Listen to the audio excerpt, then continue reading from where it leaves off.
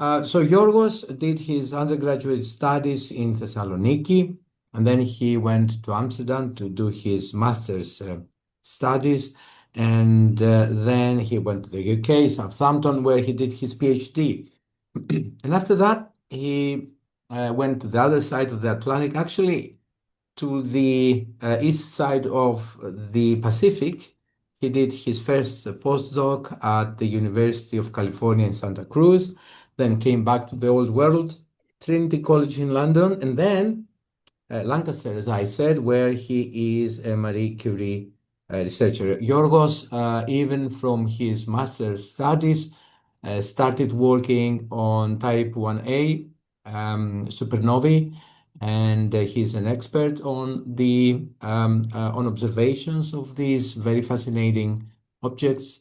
And today he's going to tell us about the next generation time domain surveys regarding supernovae 1a, and in particular, I suspect what LSST is going to do about these objects, what we are going to learn. So, without any further delay, Yorgo, please go ahead and start your talk. Thank you very much, Sifi. It was a great introduction. I will just do one correction. I was in Trinity College in Dublin. Don't tell the Irish that they are British or something. They will be very offended. Oh, yes, So, I'm very, very sorry. You're absolutely no, correct. I Oh don't my care. God, disaster. It's the Irish. Yeah, Yes, it's I hope there is British. no Irish person in the audience. Oh dear. Hopefully, yeah. Yes, yes, sorry about that. No problem. So, yeah, you can hear me, I think. So, thank you very much for this opportunity you give me to talk about what I have been doing since my master, that culminated nowadays to my involvement on, particularly in ZEF and LSST, which I will talk. But of course, before that, I would like to give some credits. Basically, the last years I worked with ZEF, which is a survey in the US. We start with LSS with for most tides and LSST. I will talk about this, and also a smaller survey, LS4, that I will spend one slide in the end. And this is some of the people that I work with, and they are all great, and I'm very happy that I collaborate with them. So, an outline of my talk, I will give an intro, a brief intro on the Type 1a cosmology, and then a small intro again on 1a, and then I will finish with data. So, from ZEF, the Zwicky Transient Facility, and a few things also, of course, about LSST and foremost, and one slide on the survey. I envision this more as a seminar. I want to motivate you. What are the issues now with the cosmology, and particularly from the observational side? What we do with 1A, what are the problems there, what are the issues, what are the opportunities? And hopefully the next years with the new generation of surveys, we will have a lot of answers to these mysterious events. So cosmology through the ages. So basically, it's one of the oldest, if not the oldest, scientific field. But also there is a lot of philosophy there, or religion. All ancient civilizations have considered whether what is the universe, what is our cosmos, even if it's a golden egg, or if it's the Earth in the center, or anything like this. But of course, systematic studies started when we had telescopes and when we had very clever people. And all of this, basically, the cosmology, uh, at least in part of the observations, it has to do with measure. We need to measure something, right? And obviously, the first thing that we need to measure is the distance. How distant are objects? And as you can imagine, measuring the distances to galaxies and stars, it's not very easy.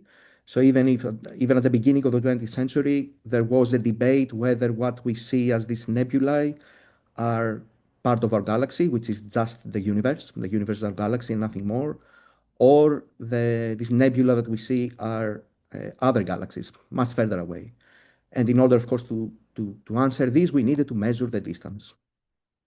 Next step is the theory. So from the theory part, in the 20th century, of course, we have the Albert Einstein, who defined basically the modern cosmology with the theory of general relativity. And of course, there was a debate whether our universe is static and eternal, as Albert Einstein said, or if it is dynamic. And these are some of these pretty equations that people used. So all of these, in principle, can be answered by measuring two things, which is the distance to objects in our universe and how fast they move towards us, let's say, or at least the space-time, basically. So what we do with telescopes. So again, during this time, we were able to measure distances using observations. So on the left, you see the parallax. This is Astronomy 101. This is basically how we measure distances in the very nearby. And then also at this time, there was the first standard candle. Basically, you need a standard measurement, an object that defines a standard distance so that you can measure. And Henrietta Leavitt was the first that she found that for the Cepheid star, the longer the period of the variable star, the brighter the star it is. So these were the first standard candles. So using that, we had, yes, sorry, I forgot, of course. The next part with the telescope is the other axis of the Hubble diagram. It's the redshift. So basically, if you take a spectrum of the sun, you see absorption lines that correspond to elements that they are in the atmosphere of the star. And then if you take with the same way spectrum of an object, there's the nebula, the galaxy, you see the same elements, the same absorption lines, just at the red. They are red-shifted, and as you already know, this means basically that these objects move away from us. So if you do these observations and you put them in a diagram, you find this, and this is what Hubble did. And he found something incredible, that the universe is expanding, basically in accordance with the theory of Einstein. And this is the original plot from the paper in 29. The slope of this relation is the H naught. And of course, I have to say here that this is a topic of another seminar. Maybe another time we can talk more about this. This has to do with the measurement of the slope, the H naught, the Hubble constant, which nowadays we have settled that it is around 70, but there is a big tension there. And as I said, this is something for another time, because we can talk more about this. So having this data, we can put them in the diagram, as I told you, and figure out the fate of our universe. Basically, here is a plot. On the bottom is a cosmic time scale, basically. And you can put the data of Hubble, and they are there in the middle. So as you can see, you cannot distinguish between the lines that correspond to different cosmological models. So basically what you want is you need a more distant standard candle. So the idea is that you find a standard candle that it is observable in a more distant, in bigger distances, basically looking further into the past. And this is where type 1a come. So the type 1a supernova are famously known as standard candles. So what you can basically do is relate the flux that they emit with the distance they are. And of course, on top of that, they're very bright. They're as bright as the galaxy. So this means that you can see them at very long distances. So when you do that, during the 90s, the first data of the supernova, when you put this in the diagram, people found back then that the cosmological constant is not zero, as Einstein claimed. And this means that the universe is expanding, of course, but then with more data, something even more incredible starts to come into place. And it is that the universe is not only expanding, but the expansion is in an accelerated manner. So basically, you can fit the data, basically compare the data with the models. And these models include some cosmological parameters, basically the Hubble constants and the omega matter, omega lambda. This has to do with dark matter and dark energy and so on and so forth. And by using the data from type 1a, we found this parameter W, which is the equation of state parameter. And we found that this is very close or almost spot on to -1. That corresponds to a cosmological constant. And we know now that the dark energy is a big part of our universe, almost 70%, and dark matter 25%, and so on and so forth. So basically, this is the Nobel Prize in Physics in 2011. Now, this happened in up until 2010, 15, I would say, somewhere there. Currently, we continue mainly because we want to extend the redshift, that we see this to go to more distant observations. So from the around 100 supernova that it was the state of the art back in the end of the 90s, currently The state of the art is surveys that they use in the order of thousands of type 1a. And this is mainly the dark energy survey that concluded the previous years. This is the Hubble diagram on the bottom left of this study. As you see, it extends around to redshift 1. And the very surprising thing that we saw back there is that if you choose to fit a model with a time-varying dark energy, you also get that it is relatively a good fit. So basically, W is not -1, but it varies with redshift. Now, here I have to say that still the flat lambda CDM is still favored with the observations. This is just an indication. And this, of course, motivates us for the next years of what we're going to do. We want to disentangle what is happening, what is the measure, the fate of our universe. Now, cosmologists are peculiar people, I would say. So when you ask them, okay, yes, you use type 1a to measure distances, do you know what it is, basically? And if you ask them, they don't care. So basically, they don't care if the type 1a is an exploding star or if it is an alien with a flashlight. As long as it is a standard candle and they can use it to measure distances, they're fine with it. So let's try to help them, basically. So what is a type 1a? Even from the 60s, we kind of knew what it is type 1a. It's a new point source in the sky. You see, for example, a famous supernova on the top right exploding. What we find is that they have a remarkable uniformity, both in their photometric and their spectroscopic characteristics. It is mainly an optical phenomenon. And crucially, it happens at both early and late type galaxies. So this is contrary to core collapse supernova, who happen in only late type. So basically, this points that the object that explodes is an old stellar object. And by now, we know, we are sure that this object is a white dwarf, is a carbon oxide white dwarf, degenerate matter, that undergoes a thermonuclear runaway. It imbibes it explodes, and it creates the phenomenon that you see. The light curves are the bottom left of 11Fe exactly, as it is in the small animation, and the spectra. So you see that they are basically very uniform. Actually, if you take other spectra and other light year supernova, they look like this. And of course, the other famous thing is that they are, as I said, standard candles. But they're not standard candles. So in reality, 1A are what we call standardizable candles. So basically, they look the same, but they are not exactly the same if you actually observe them.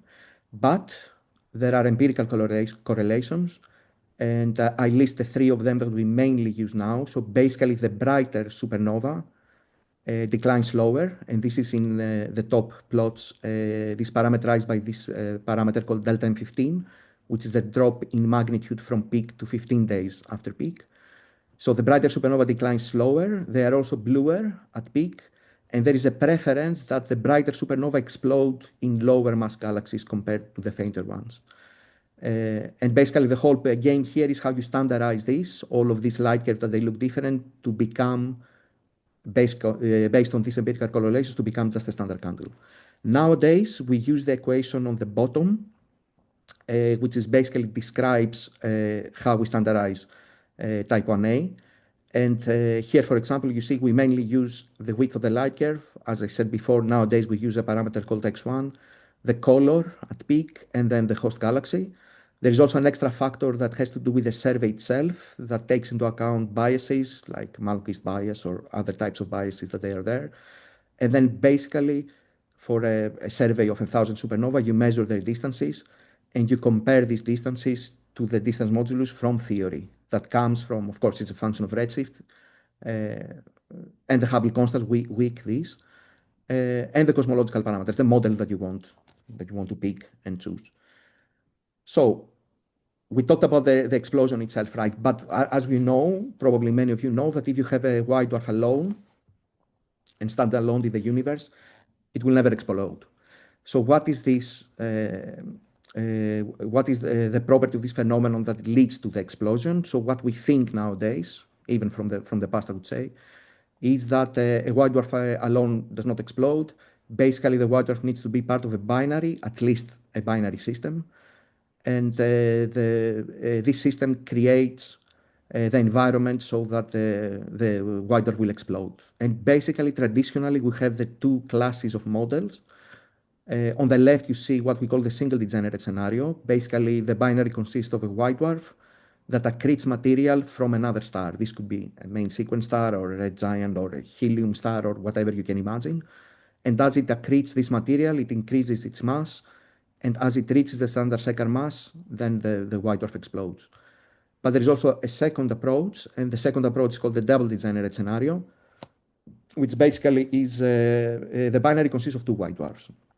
So you have the two white dwarfs, they orbit around each other, they lose angular momentum, and basically they come close, they merge somehow. This ignites the carbon fusion on the primary white dwarf that explodes and creates the type 1a. But of course, these things are not that easy always, right? Currently there are many types of explosion mechanisms and progenitor systems. So, for example, from a recent review, this is just a sketch of all of the type of progenitor channels that can lead to the type 1a explosion.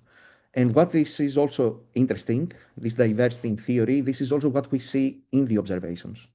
So basically, this is a plot where you have the brightness on the y-axis and the decline rate, what we saw before, the delta M15 in the B band. And with the gray crosses, you can see what we call the normal 1A. This is the type 1A explosions that we use in cosmology.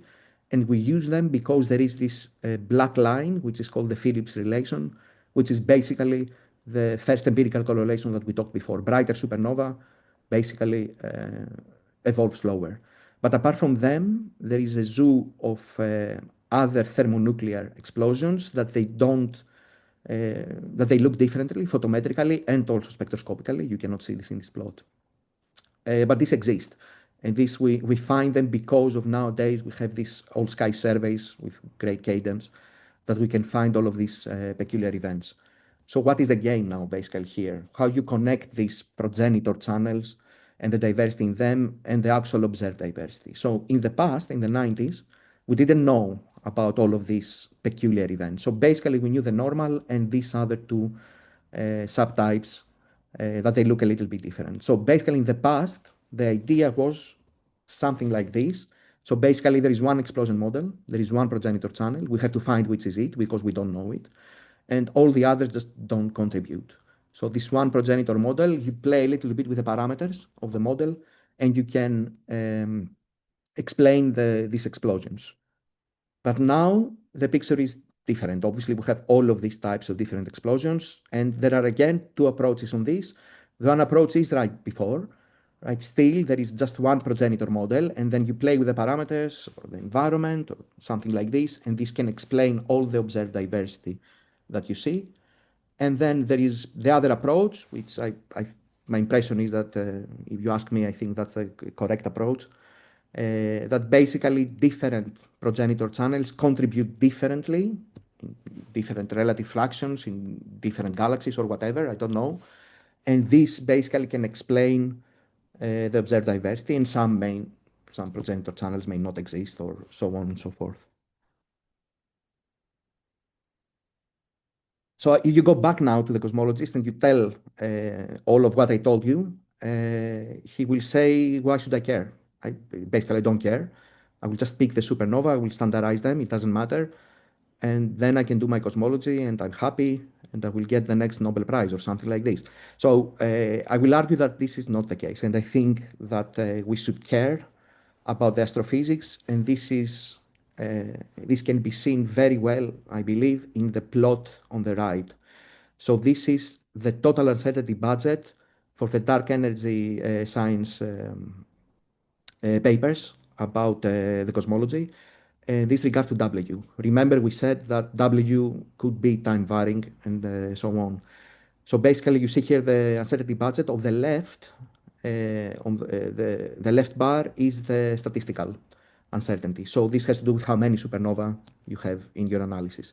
So this dominates currently compared to the systematic, but this will be reduced as we will see later in the talk. On the right, you see the systematic uncertainty. And as you can see, a big part of it has to do with the astrophysical uncertainty. So in this astrophysical uncertainty and the bias that they are included, this could be progenitor channels, explosion mechanisms that we don't know, the physics, I mean, behind it. There is host galaxies that also has to do with the progenitor channels. So, for example, the age, metallicity, star formation, where the supernova explodes, if it is closer to the core of the galaxy or further away, because we see that there is some diversity there. There's also dust. This is always a problem. Could be, so I told you, for example, supernova at peak are blue, but this could be also due to dust, either from the Milky Way or from the host galaxy, and this also connects with the type of host galaxy and so on. Another thing is the calibration and the model that we use. So basically, we have a model that we fit the light curves and we extract this X1 and C and all of these parameters. Another important thing nowadays is the population drift. So basically, as we go to higher redshifts, you can imagine, I think it's a normal thing to say that at higher redshifts, the galaxies might be different, the stellar populations might be different. So the progenitor channel, the type of stars or the type of binary might be different. So you cannot compare the same way the supernova at low redshift at high redshift. And of course, the other problem is what I told you about the peculiar 1A. So the problem is that in the future, we will not have a spectrum to disentangle exactly the subtype of the supernova. So there is a possibility that many peculiar 1A can pollute the clean 1A cosmological samples. And of course, this can change with redshift also. You can imagine that some peculiar events dominate at higher redshifts compared to lower redshifts. So basically, for the future, as we will go to higher redshifts, it is extremely important to understand both the explosion mechanism and the binary and map basically the observed diversity in order to reduce the cosmological systematics. And this is where the surveys from the observational side at least come. So this is a slide about ZTF. So this is the Zwicky Transient Facility, which I spent the last 3 or 4 years working on. The survey started in March 2018. The nominal operations have stopped. Nowadays, ZTF operates only in the south in order to overlap with LSST. It had a huge field of view.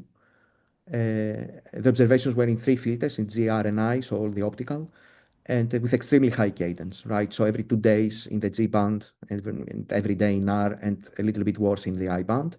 And we went quite deep, right? So you can find events at 20.5 or something like this. The experiment was led by Caltech and IPAC. This is in the US. But for the 1A part, although it was a global collaboration, mainly Europeans led the 1A physics and cosmology, and I was a part of it. So you can see here the telescopes. So basically 3 telescopes working together, one for finding the events, one classifying and follow up with a bigger telescope. And this leads us to the second data release of ZTF, which happened last year, if I remember correctly. Basically, this was a compilation of all the supernova, of the thermonuclear explosions of every flavor that happened between 2018 till December 2020. So in total, we have 3,600 type 1A of all subtypes, a big, huge data set. But also we compiled additional metadata. So apart from the light curves and spectra, we have proper classifications, redshifts, all the light curve fit parameters, spectral indicators, the parameters of the host galaxy, and all of these are available currently. This work led to a special issue in astronomy and astrophysics. There were, I see here, around 20 papers and even more. We still work on this data set. And on the right side of my slide, you can see some statistics of the sample of the data set. So for this, I was tasked, or I just picked the project that I wanted to do, and was basically to map the diversity, the observed diversity in this sample. So basically, we need to classify. We did a semi-automatic approach. We learned a lot about how to use some more advanced methods to classify, and also a human eye to look at the spectrum and say that this is a normal 1A or if it is a not. And then fitting the light curves with Gaussian processes and doing all the standard corrections that you need to do, estimate light curve parameters, and combine this information with the additional metadata that I talked to you before. So basically, this is the equivalent plot that I showed you a few slides ago of the brightness versus the delta M15. This is in G band now. And as you can see, this is a mess. So basically, it's not exactly crystal clear, the observed diversity. So we need to do more, and we will do more later in a second. But I also wanted to say that the data set is huge and there is a lot of, as I said, metadata. So for example, what you can do is you can do a plot like this, which is on the y-axis the color of the galaxy. This kind of tracks the recent star formation rate, let's say. And on the bottom is the stellar mass of the galaxy. So for the different subtypes that we define, and we saw also in the previous plots, you can do studies if they prefer to explode in specific galaxies and so on and so forth. Now, the important thing for me was this plot. This is a pie chart that shows the observed fractions. So basically what we see here is that in a thermonuclear explosion sample, basically 75% of the events are normal, can be used. And then you have the 91T-like and 91BG-like, which are the classic peculiar events, even from the past, which dominate the peculiar population. And then around 6% in the local universe are the peculiar events. And this you can see a smaller pie chart about the relative fractions. Now, there is an intermediate between DR2, sorry, and DR3. This is the 2.5, and this is the cosmology. And this is mainly led by the French subgroup of our working group. So basically, we will provide a new Hubble diagram. We will have the data, the type 1a from DR2. And then for high redshift, there is some other supernova that have been collected. We will reevaluate the light curves with a better photometry to reduce the uncertainties. We will do scene modeling. And we will also do a precise measurement of the filter responses, so the GRI filters, which has been done actually. And then we develop also a new framework for the cosmological parameter calculation, which is more Bayesian and not the standard way to do this. Results probably around summer 2026. We will see how this goes. I will probably let you know. But now we move on the next step, which is part of my job in the Marie Curie. This is the next data release, the DR3, which basically is the whole GTF. So from March 2018 till the end of 24. So this includes basically DR2 plus all the other supernova from 20 till 24. The sample is tripled, I think. We are doing a little bit better in the classification. Also in the host galaxy parameters, we will employ some new techniques. And basically, I'm the PI of this data release. And my goals for the next couple of years is to completely parameterize the diversity of the thermonuclear explosions. And instead now of the actual relative rates, so the observed fractions, to calculate the absolute rate, the absolute volumetric rate. And then if you do also an in-depth host galaxy analysis, you can calculate what we call a delay time distribution. You see a plot on the bottom. So basically you can estimate the ages of the stellar systems, focusing on the peculiar events, because this has never been done before. It has been done only in the normal. And this can tell you something about the progenitor system. This in the local universe, as I said, so ZTF operates at redshift less than, I guess, 0.06 or something like this. But the most exciting thing that is happening in our community, which was designed, I don't know, like 20 years ago or something like this, is the Vera Rubin LSST. So this is an 8.4-meter telescope searching for 1A. So this is a survey telescope. It is very impressive. So for example, ZTF, which found 3,000 supernova in 2 years, it was a 1-meter telescope. The data is more than we ever had. So we're talking about 20 terabytes per night. The alerts each night is an unprecedented number. There will be 10 million alerts every night. Most of them will be bogus, but still this needs to be taken care of.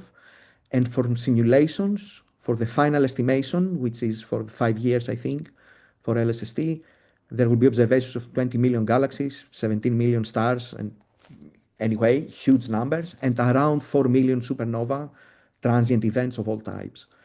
So as you know, the first light was done. You see an animation, a video of the first light, and we are very excited because in February 4th, a week from now, we will start to have the first LSST supernova discovered mainly from the deep Dylan fields.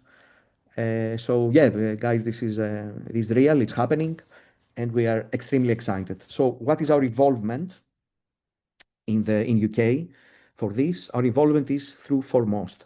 So Foremost is a 4-meter telescope that takes spectra, but it has fibers. So basically, in every 40 minutes, it will scan the sky, and in each location, it will take 2,400 spectra.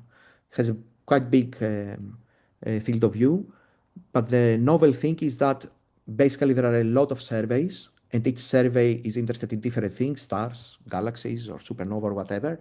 And basically, we share the field of view, not filed, the field of view, and we share the fibers.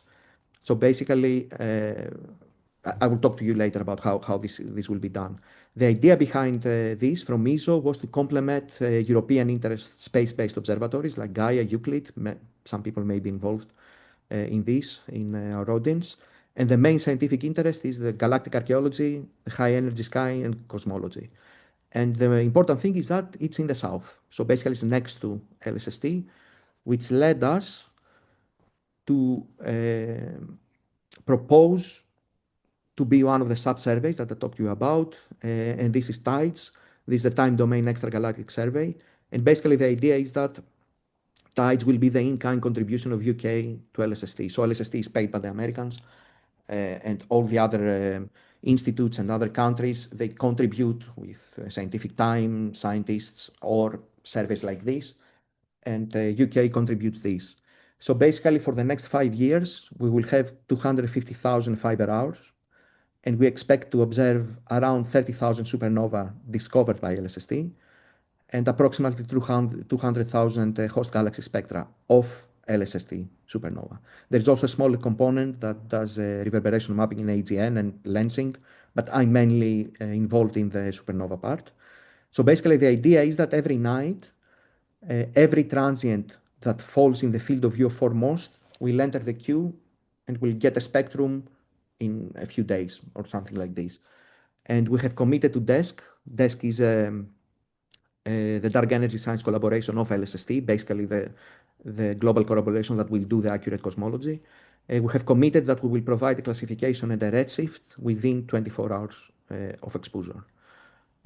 Apart from that, of course, there is additional science that we can do with the spectra, like population statistics, physics, progenitor models, or whatever you want, and not only 1A, any transient that we will get a spectrum. And the news for TIDES, we are currently, we had first light.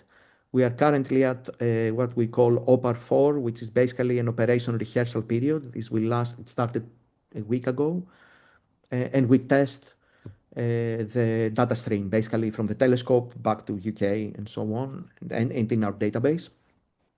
And on the right, you can see the complement between LSST and TIDES. So basically, we have perfect overlap and some statistics on what we expect to find in terms of host galaxies and types of supernova. This is based off, obviously, on simulations. Now, I have a final slide, and I think I'm close to finishing, yes. My final slide is about a smaller survey, but I really like it. So I want to spend 1 minute on this. This survey is called LS4. And the motivation for this is something that you will not believe, that there is a problem with LSST. It's too big. So the problem when you have an 8-meter telescope is that every source below 18 magnitude is just invisible, basically. It will never be observed because the telescope saturates. So this means that the very nearby supernova, the ones that are very close, and this is basically the events that we use when we do physics, explosion, and progenitor and stuff like this, basically will be invisible. You see, for example, in the plot, if I have a supernova at very nearby, LSST will observe very well the beginning, right? And maybe a year later, we will have a very good light curve. So you miss basically everything that is above magnitude 18. So basically, the idea is that we need a ZTF, as we did before, in the south. So, for example, the same supernova, if you have a ZTF in the south, or as we call our survey LS4, will look like this. We will not see anything, or at least we will have it will be difficult to see below magnitude 18 or 20, let's say, or something like this. But if they operate together, you will have a complete picture of every nearby event, and you can do all the studies that you want. You can find the explosion mechanism, or take a spectrum at peak and take a spectrum later and do whatever you want. So basically, this is the idea, and this is what LS4 is. So we build on the experience of the older Lassilia Quest. The telescope is the same, but the camera is a new camera, which has a very big history. It is a little bit smaller than ZTF, and we operate a little bit redder. So we do G, I, and Z band. This is because we also want to do some gravitational wave follow-up. We also have high cadence and deep limit, just like ZTF. And we had the first flight 3 months ago. And currently we are taking templates, and the science observations will start probably in the next few months. So finishing, I will leave the conclusions. I want to say that these next generation experiments in transient astronomy, they operate now, 2025, we start, 2000, yes. Um, the volume of data is huge. We currently deal with issues that we don't have enough people to look at the data, and not the opposite as things were before. And because of the big data set, basically we will move from individual events to populations. And so a lot of signal in terms of population studies, and not just for an individual events. So in the next 5 years, I think we will have the data to confront the biggest questions in modern day cosmology. I always finish with this. I want to say on a personal note, because I think many people here were part of the Kilonova in 2017. I think the community has matured, um, and there's a very collaborative approach to how we do things, and we share things, and things are going very well, I think. But apart from that, maybe now it's time to look 10 years from now or 20 years from now. So when ZTF and LSST will finish, uh, depending on what we have found, obviously, we need to start thinking about what is the next step. This could be some space-based surveys in the near infrared or whatever it is. In any case, I think the future of transient astronomy is bright, and hopefully the next time I will talk with you, we will have solved the dark energy issue or whatever this can be. Thank you very much for your attention, and if you have any questions, I'm happy to answer. Right. Yes. Thank you. Thank you, Yorgo, for the interesting talk. Are there any questions, please? If there are, go ahead, please, and ask. You can unmute yourself and ask.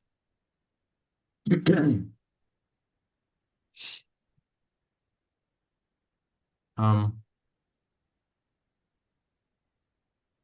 yes, Vasilis is Yeah. the Yorgo, thank you very much. Very interesting talk. Hi, I Vasily. wanted to ask you something. Given the fact you were involved at ZTF, right? Given the fact that ZTF was already operating for several years now, right? And you had a small telescope, but you would do a follow-up with larger facilities, the Palomar, Yes. but also with 8 Also megapixel other. telescopes, right? Yeah. So, what do you expect that you will be able to why are you optimistic that you will see something completely different? Haven't you seen all the interesting stuff the past several years? Because as you know, one of the limitations that was argued against LSST is the fact that you will see definitely many more objects, but it will be hard to get any spectroscopy on those before, say, ELT comes along. So you will have multi-band photometry, but whether you will understand new physics without spectroscopy, it would be challenging, right? So, Agreed. so what's the use of ZTF of the South, for example, if the universe is isotropic? So, great questions. I will start from what you said about we have seen everything. Every 5 years we say this, what you said, that basically we have found everything, and there is no more peculiar events that we can test physics and stuff like this. But ZTF taught us that that's not the case. Even after 2020, we find events that we didn't think they existed. I agree they're rare, right? But this contribute to searching the diversity of the explosions. And basically, the whole idea is that if I find the weirdos, I can just cross out the progenitor of for this. This is the progenitor of the weirdo, and then what remains is probably the normal, and this contributes to the cosmology, basically to understand the cosmology. Now, for spectroscopy of LSST transients, indeed, LSST will find a lot of supernova. Mostly it will be normal, obviously. We see that in low universe, 75% are normal events. But for the cosmology, this is where tides come. So if you actually see here on my plot, on the bottom, we expect to have a good number of spectra up to redshift, let's say, I would say 0.2, maybe 0.3. I think we can have a good spectral sample and move from individual events to populations and use use all the modern techniques like machine learning and AI and stuff like this to not focus on one event and one spectrum, but a big part, a big sample of spectra. So I'm not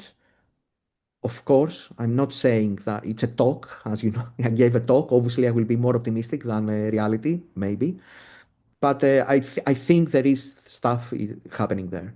And in any case, I expect that the supernova might be different in higher redshift than what they are in lower, simply for assuming some basic physics, right? There are different stars, different stellar populations in higher redshift than lower.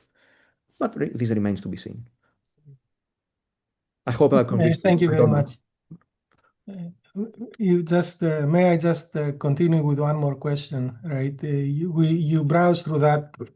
You mentioned a bit about possible properties of the host galaxy where the supernova take place, right? This was always a puzzle for me because, with the exception of, say, early and late type galaxies where most of the gas is gone in one case and you have only low mass stars which have been evolving and you are seeing them now. I was always under the impression that the local conditions on the disk and potential metallicity gradients or progenitors that create shock waves and change the local metallicity would be. Vasily, you describe the current state of host galaxy stars. So do we expect, I mean, if you had a PhD student and you wanted to give a thesis, would you think that this one with a systematic study and the energy of a PhD student, you can actually come up with a conclusive scenario as to what is happening? The reason why I'm saying that is because 25 years ago, there was a PhD student who was working a bit with me and looking for GRB host galaxies and the progenitors and if symmetry and long burst, short burst. And no major conclusion came out of it regarding the details of the physics. So can we do that in cases like supernovae where you have even more diversity? Okay. I think we can, and I can give you just one quick example. Maybe reminds you, your student. So what we can do, and we are doing it with Euclid currently, or at least we think about doing it with Euclid because our group here is also involved with Euclid. You can do studies of the host galaxies. Basically, what you implied about the location of the supernova, it is close to an arm or not. And so you can use Euclid, for example, which has great resolution, to decompose. So basically fit the galaxy with models of a bulge and a disk and whatever, and then try to see things there. If, for example, a supernova that explodes close to a spiral arm is different from the one that it is a little bit further away. And does this correlate? Can we use this as a standardization parameter instead of the mass of the galaxy or whatever? So I think we can because the technology is better, the data is better. And yeah, if I have a PhD student, I think I will be happy with him or her for data in the future. I think there will be a lot of stuff. Yeah. Okay, thank you very much. Thanks. Right. Any other questions, please? Okay. Can I ask one?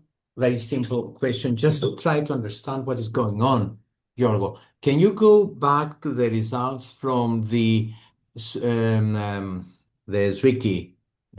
data release two? No, the next one. You just passed it. Where you show how this change in the light curve affects the magnitude of the peak of the explosion. You mean Yeah, this? this one. So now I'm now a little bit lost here. So what you're showing here is that, so for example, if we go to x-axis at 1.5, right?